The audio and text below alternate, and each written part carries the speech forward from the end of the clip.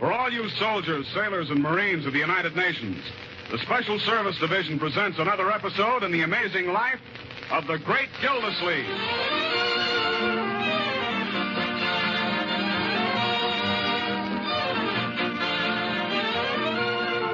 Now let's peep into the life of the Great Gildersleeve.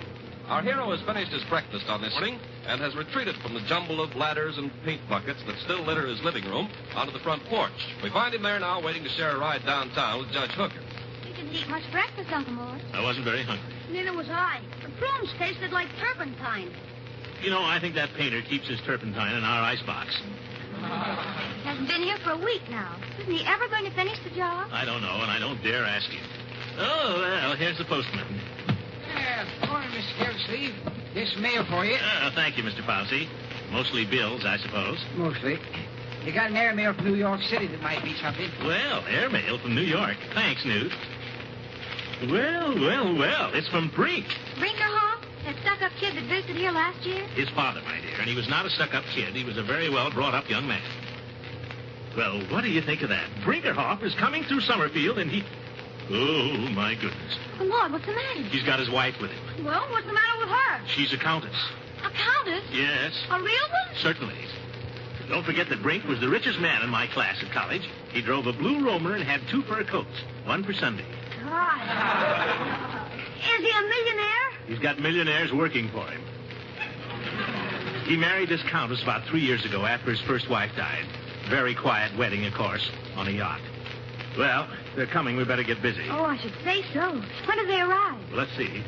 Oh, it's tomorrow. He says, look forward to renewing our old acquaintance. We'll arrive around 7 in the evening. Well, good old Brink. Gee, a millionaire. Was he your roommate, Unc? Well, no. Brink didn't have any roommate. He lived with his valet. Oh. Well, come on. Got to get busy. Better get Bertie started on some fancy cooking. I imagine the Countess likes plenty of hors d'oeuvres and such. What are they, Unc? Oh, little things you eat too many of. Marjorie, let's round up all the red stamps we've got in the house. We'll try to get a hold of a steak. A steak? Are you going to have any other people? Well, I suppose so. Not many people in Summerfield know how to act around a countess, though. I know how. There was a countess in Triple Comics last week. Gee, I wouldn't even know how to say hello to a countess. Well, in this thing, the hero just called her darling. I won't. Leroy, I won't have you learning manners out of comic books. You'll address the Countess as Your Excellency. Okay. I suppose you could invite Judge Hooker, Uncle Mort. That old goat, why, he'd fall in a dead faint if he ever saw a bona fide Countess. There's plenty of others. Well, who? Let's see. Nobody. All right, I'll ask Hooker, but he'll have to watch his step. What about me? Can I be hostess? I think you do it very nicely, my dear. How about Mrs. Ransom? Oh, I don't know. She and the Countess might not hit it off very well. Miss Goodwin can talk French, Unc. I heard her the other day. Well, an excellent suggestion, my boy. Add a little continental flavor to the occasion. Pardonnez-moi, Your Excellency, s'il vous plaît. Are you kidding? Mrs. Ransom will be disappointed, Unc. Well, that's just too bad about Mrs. Ransom. I can't have everybody. Besides, Leela stole my painter, and if I... Oh, there's Judge Hooker. Well, goodbye. Oh, Uncle Mort, see if Mr. Peavy can let you have some ice cream tomorrow. Great. Pistachio. That was Brink's favorite. Ought to be good enough for the Countess, too.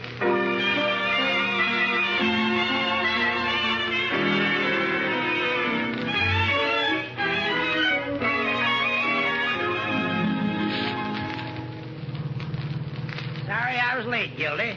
Had a call from the city attorney about a damage suit he's working on. That's all right, Judge. Let me off at Peavy's, will you? I've got to do an errand. Glad to, Gildy. Oh, Horace, if you're not doing anything tomorrow night, I'd like you to run in for supper with some friends of mine. Tomorrow night? Well, I generally have my bar association tomorrow. All right, Judge. You go to the bar association. I'll ask someone else to meet Cyrus W. Brinkerhoff. Cyrus Brinkerhoff? Has he got the Countess with him? Yes. He and the Countess are coming to my house for supper tomorrow night, but of course, if you're busy... Oh, Throckmorton, I'd be delighted. Yeah. Cyrus W. Brinkerhoff. There's a name that'll make Summerfield sit up and take notice. Well, I'm not going to make a splurge, you understand. Brink and I were friends in college, and I'm sure he'd want everything kept simple and homey. Well, I think you're showing splendid judgment, Throckmorton. Still, a line or two in the Summerfield Indicator. An excellent suggestion, Horace. That's no more than common courtesy to a stranger within our gate. Yeah. Brinkerhoff's a pretty nice fellow, is he, Gildy? Oh, the salt of the earth, Horace. And generous? I remember in sophomore year, he gave our math teacher a fitted leather suitcase. Must have cost $150. That's quite a present. Yeah. And would you believe it, the darn teacher went ahead and flunked him anyway. Well, I'll surely look forward to meeting your friend, not to mention the Countess.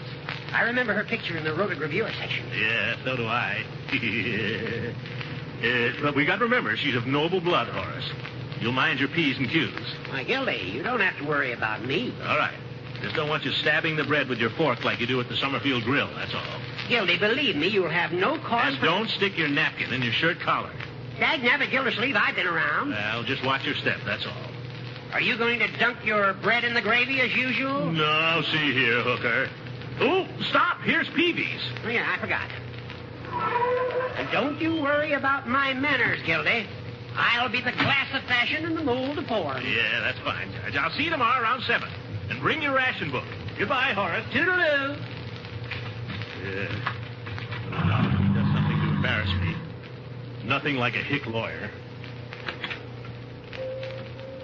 Well, hello, Mr. Gildersleeve. Well, hello, Peavy. Peavy, I've got to ask you for a special favor. Well, I can give you anything in the drug line except penicillin or an alarm clock. I don't need either of those, Peavy. I've got to have some ice cream that's fit for a millionaire. Well, I think I can manage that. Any particular millionaire? Oh, yes, Peavy. Hold on to your soda fountain while I tell you. Cyrus W. Brinkerhoff. I think if I'd heard that name before, I'd remember it.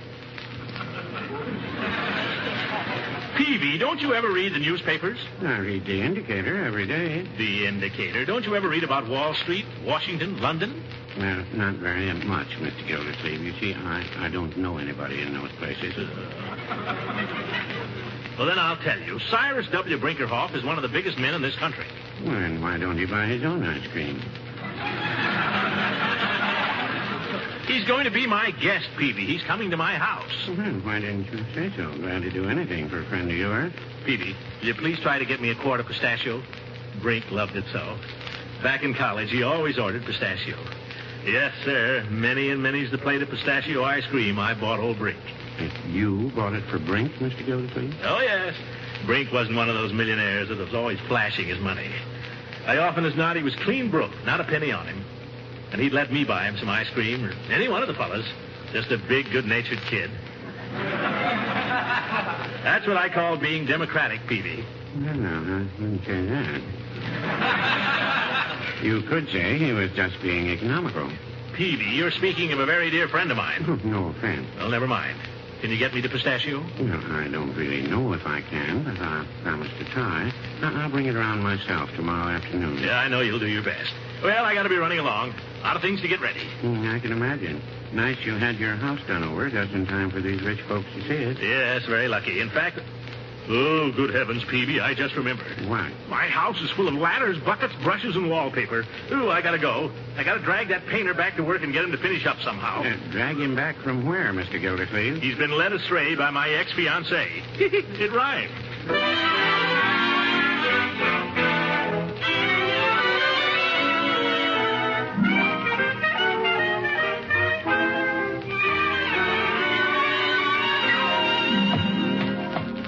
Friendship is friendship, but enough is enough.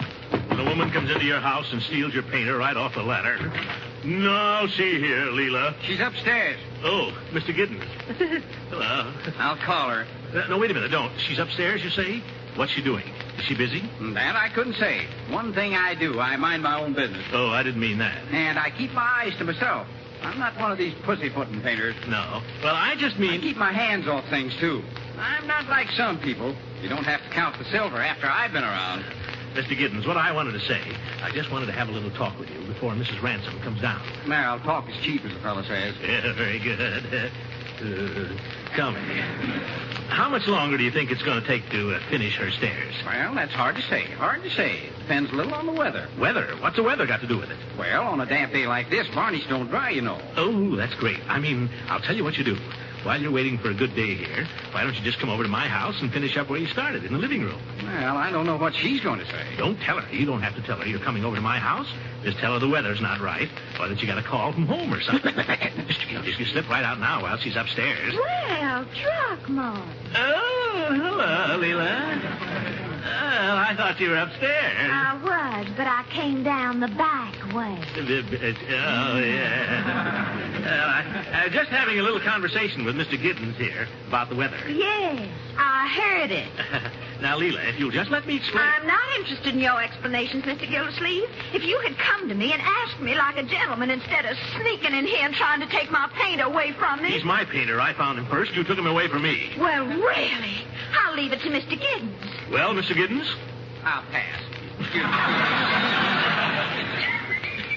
Leela, let's be reasonable. I'm giving a dinner party tomorrow night, and my living room's a mess. A dinner party? Oh, silly. Why didn't you say so? Well, I tried. Oh, I think that's so exciting. I just love dinner parties, and I haven't been to one since my husband died. Well, you don't understand, Leela. This is a very small party. Oh, I think they're much more fun when they're small and intimate, don't you? Well, this isn't even a party, really. It'll be very dull. Just this old college chum of mine coming to town. Oh. I thought I wouldn't invite anybody but the family, practically, and maybe a couple of old ducks like Judge Hooker. Throckmorton, if you're trying to tell me that I'm not included, don't bother. Because I'm not accepting any invitations yet, out of respect for the memory of my late husband. I think you're right, Leela. Beauregard was a fine man. But as for the painter, if you think I'm going to let him leave here before he's finished these stags... But, Leela, it's a dinner party. I may just possibly be giving a dinner party myself, Throckmorton.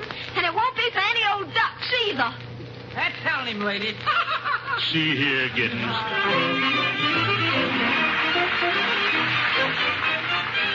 We'll be back with the great Gildersleeve in just a moment. But now it's intermission time, and that brings the music of the old professor, Kay Kaiser. Come on, children. Yes, dance. What's the good word, Mr. Bluebird?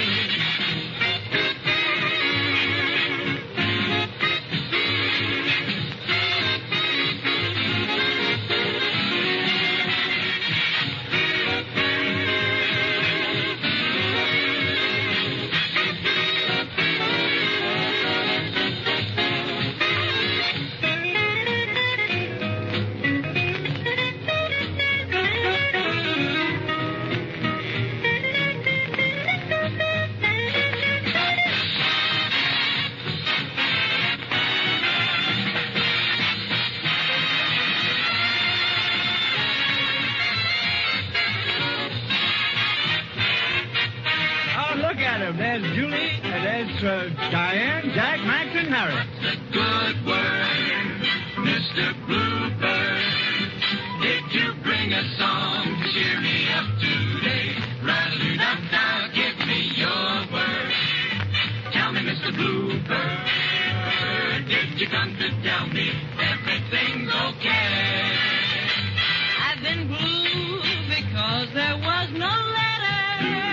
And seeing you has made me feel much better. What's a good word? Tell me, Mr. Bluebird, before you fly far away from me.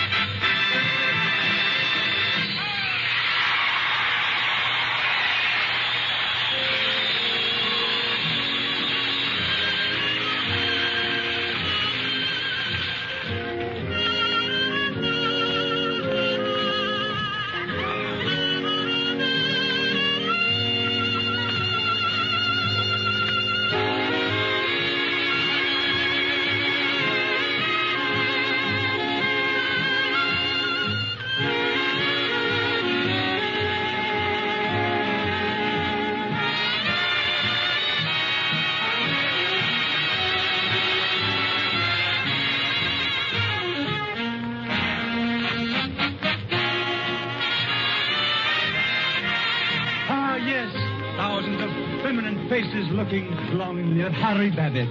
Harry, live up to their expectations. Sing, lad.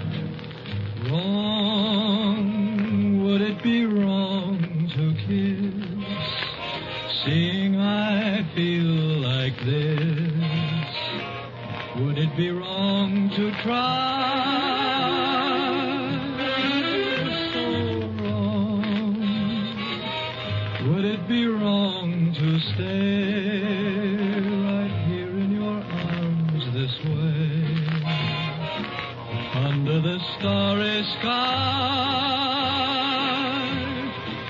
if it is wrong, then why were you sent to me? Why am I content to be with you forever? So when I need you so much, and I have waited so long, it must be right. It can't be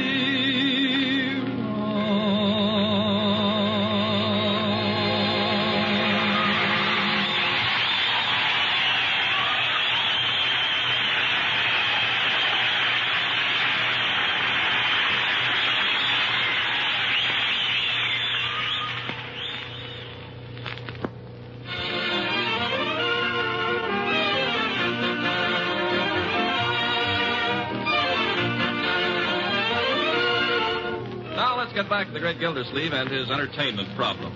It's the morning of his big day, and he's still got quite a few details to straighten out. Some of them have to do with the kitchen, where we find him now in conference with Bertie. Did Marjorie help you with the hors d'oeuvres? Oh, yeah. She brought me a recipe she cut out of a magazine. Here's a picture of it. Well, Technicolor. My, it does look mighty good, Bertie. They ought to look good. It would take me 3 hours to make a dozen of them, and you could eat them all in one bite. Oh, well, maybe you can think of something simpler. Some stuffed celery would be nice. I might have time to stuff a little celery, but I can hardly get anything done till that old painter gets his stuff out the living room. Yes, I know. Yes. Say, Bertie, Yes, sir. I'll bet that painter would come over here in 2 minutes if I was to tell him you baked him an apple pie. Mr. Gilsleeve, once and for all, do you want me to cook for Mr. Brinkerhoff or Mr. Gibson? Yeah, now, Bertie, the dinner is the first consideration, of course. I just thought if you could sneak a pie into the oven in your spare time. I declare, Mr. Gilsleeve, you're trying to kill me. You know I got to wash all the good china and clean the silver. I was only joking, Bertie. Well, please, Mr. Gilsleeve, go joke with them that's got time for joking, but I ain't. Not today. No, sir. No time for cracking jokes today. Here, now, take it easy, Bertie. Take it easy. You got me all flustered. I didn't mean to upset you. I'll be good. I'll leave you in peace. If Bertie was to walk out, we'd really be in a mess. Don't you ever have to practice any scales, Leroy? Oh, sure, but I'm warming up my repertoire for the countess. You'll not be called on to perform, young man. I won't. What the heck am I taking lessons for? Well, I hope eventually you'll reach the point where you know more than one piece. Next week, Miss Ruth promised. She's going to give me Dance of the Snow Fairy. I can hardly wait. I've been meaning to have a few words with you about this evening, young man, and you too, my dear. Shoot. Okay. In the first place, you children won't have dinner with us. You'll have to make other arrangements. There'll be just Judge Hooker, the Brinkerhoffs, and myself. Can I come? Well, no, the steak doesn't look as big as it did in the store. Well, what about Miss Goodwin? I decided not. I'm afraid that might lead to complications of one kind and another. I think I know what you mean. No, you don't, Marjorie. That'll be enough from you, Leroy. Before I forget, I want you to wear a stiff collar tonight. Oh, gee. Leroy, A stiff collar and I don't even get any steak? you won't dine with us, but I want you to be here when they come and greet them courteously. Okay. Pleased to meet you, Mr. Brinkerhoff. How do you do, Your Excellency? Well, very good, Leroy. One other thing. Remember always to back out of any room the Countess is in. What? Holy smoke, what's that for? Just a little tribute to the nobility. You never turn your back on a king or a duke. Afraid you'll get a kick in the pants? This is no laughing matter, Leroy. Now, suppose you were saying good night to the Brinkerhoffs. How would you do it? Well, good night, Mr. Brinkerhoff. Good night, Your Excellency. Good night. Look out for those paint buckets! What a place to entertain royalty.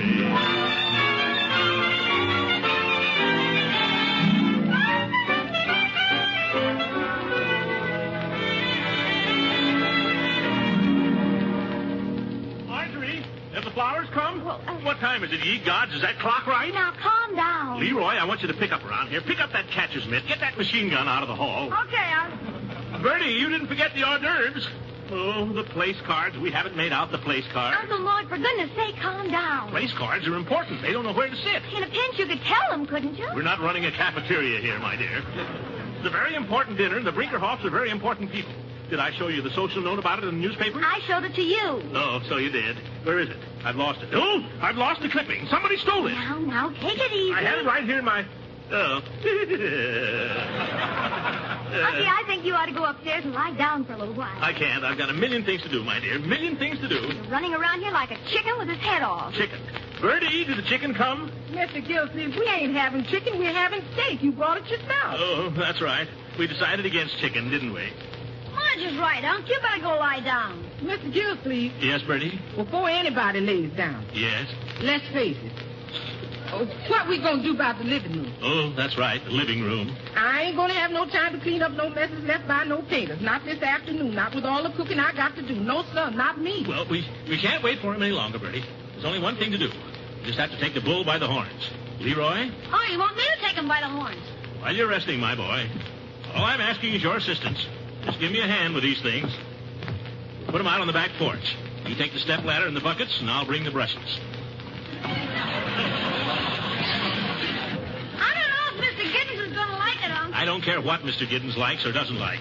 The place is a mess, and he hasn't been near it for a week. Yeah, but he doesn't like people touching his tools. He's awful fussy, you know. Well, I'm fussy about my guests. When I entertain a countess, I don't ask her to sit on a stepladder with her feet in a paint bucket.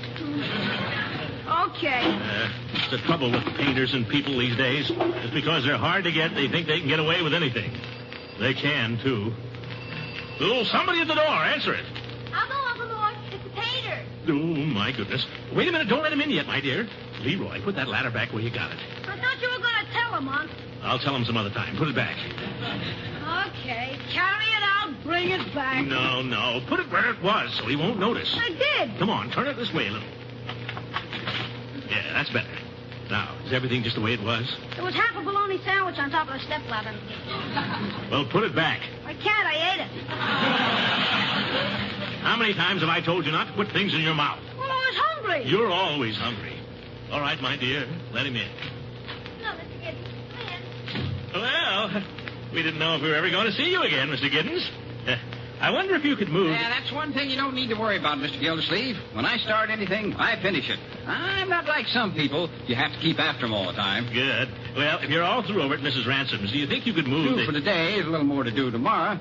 Yes, sir. I'm not like some people. When I start anything, I finish it. Hand me that brush there, Sonny. Mr. Giddens, you're not going to start painting at 4 o'clock in the afternoon. I've got to give her another coat. I always give a ceiling 2 coats. You have to do it now? Thought you wanted me to finish up here. Well, I do, but you see, I've got these people coming to dinner, and I thought if we could just move your ladders and buckets and things out onto my back porch, we could sort of straighten up in here. Just have to bring them in again in the morning. I know, but just for the evening. Well, you're paying for it. That's the way you want it. Thank you. Yes, that's one thing about me. I don't give people any argument. That's the way they want it. That's the way they want it. Just wish they'd make up their minds, that's all. Mr. Giddens, you don't mind doing this? Nope. You're not mad or anything? Nope. Oh, I think it's going to look great when you get it done. One side, please. Look a lot better already. Don't you think so? Open that back door for me, will you, son? Sure, Mr. Giddens. Yeah, just wish they'd make up their minds, that's all. Oh, gosh, now he's mad. What's he going to be mad about? I waited for him a whole week.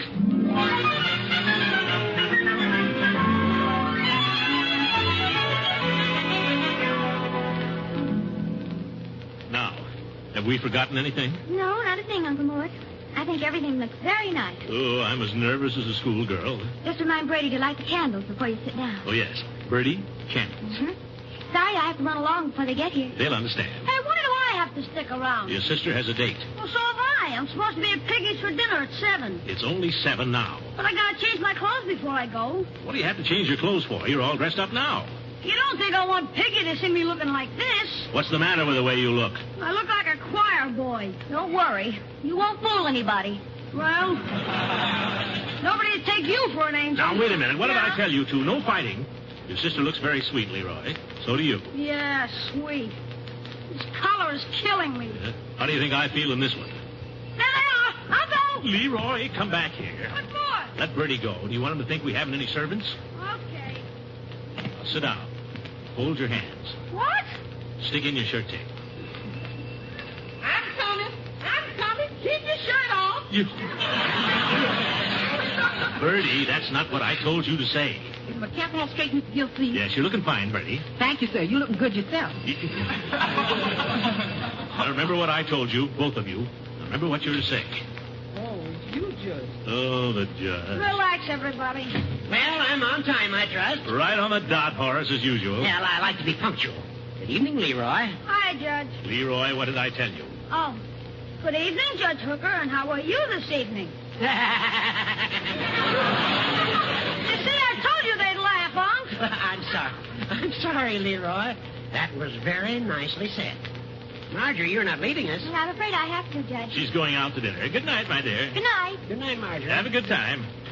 Unc, can't I go? Piggy's waiting. No, sit down. I want one of you to stay here and say how do you do to Mr. and Mrs. Brinkerhoff. Gee, I don't see why it has to be me. I'll admit it's an unfortunate choice. But you're going to stay. Marge gets away with everything. Well, Throckmorton. Leroy! Leroy! Yes, Unc? All right, Leroy, you may go. Thanks, Unc. Well, Throckmorton, I suppose you've been looking forward to this evening, haven't you? Yes, I haven't seen old Brink in 20 years. By George, I can't understand why he's so late. You're sure this was the night? Of course this was the night. Oh, that must be then. Sit down, Judge. What do I have to sit down for? Stick in your shirt front. Oh, yeah, thank you. Yes, sir, he's in. It's Mr. Peavy with ice cream. Oh, come in, Peavy. I don't want to intrude, Mr. Gildersleeve, but as I was coming up to walk here, the boy gave me this telegram. It's for you. Well, wonder who it can be from. No postmark on it. Huh. I wonder if it could be from Brink. Why don't you open it and see? Good idea. Oh, From Brink? yeah, from Brink. What does he say? Read it. Huh. Change plan. Sorry. Regards, Cyrus Brinkerhoff. Mr. Gildersleeve, about the ice cream. I couldn't get the pistachio. I'm sorry. The best I could do was vanilla. That's all right, Peavy. Doesn't matter now. Thanks for trying. Gildy. Let me alone, Horace. Gildy, old man, don't take it like this. I wouldn't mind so much, Judge. Only doggone it. I've gone to all this trouble, spent all my ration points. Bertie's done all this cooking. I've offended Leela. I threw out the painter. I got you over here for no reason. They printed that piece in the paper, and, well, doggone it, I think he might have let me know. Mr. Gildersleeve, may I say something? Go ahead, Peavy. Well, I'd just like to say that any man who'd do a thing like that is not a friend. He's an old fool. Peavy. By George, you're right, though. And I'll tell you a secret, fellas. I never did like that guy from the first day I met him. I never liked anything I heard about him. Well, he's done us one favor. He got us all together for a fine steak dinner. Come on, Judge. Come on, Peavy. Yeah, come on. Oh, no, gentlemen, I couldn't. Mrs. Peavy is waiting at home for me. Well, call her up. Tell her you won't be home. Yeah, tell her you're out for the night. Sure. Hey, Judge, what do you say we call up some girls? Make it a party. Leela? And Miss Goodwin. Wait, we've got to get somebody for Peavy. I know. Mrs. Peavy. The very thing. Well, no, I wouldn't say that.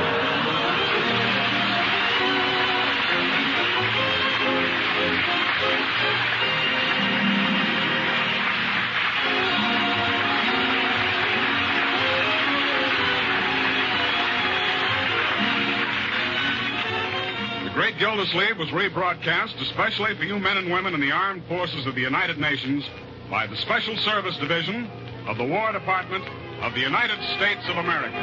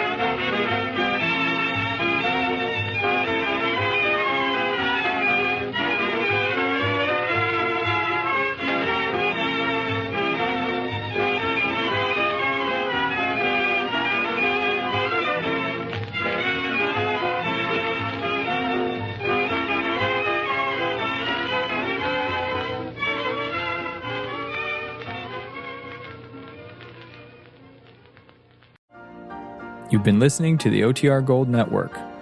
Find more classic radio at otrgold.com.